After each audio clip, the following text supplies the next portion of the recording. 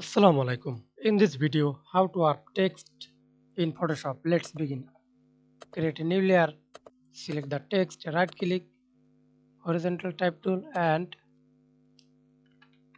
type any text.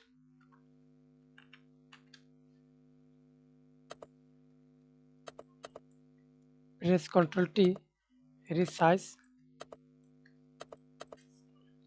Then right click. Convert to smart object. Again right click. Rasterize layer. Then press Ctrl T. Click warp or right click warp. And see this point. Click and drag over your mouse. Now see this warp text. Click OK. Move,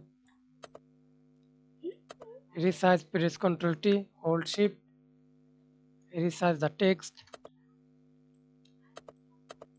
and change color. Click Effects, Color Overlay, and see this change color.